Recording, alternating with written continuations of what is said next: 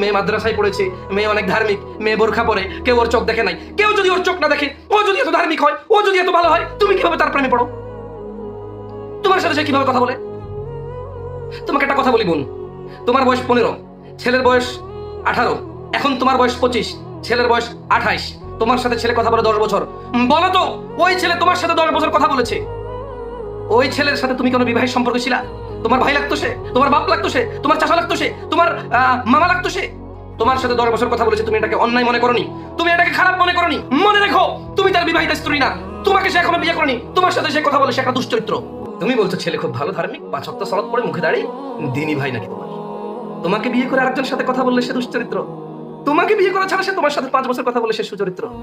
মেয়েটা খুব পর্দাশীল। আমার ভাই আমাকে বলছে যে এরকম মেয়ে আর পাবো না। ওরে বাপ রে বাপ, পর্দাশীল হলে তোমার সাথে কথা বলে কিভাবে? তোমাকে বিয়ে করবে না সে বলে কিভাবে? তার বাপ বাইচে আছে, তার বাপ মরে গেছে, তার বাপকে বলুক, সে তার বাপকে বলুক।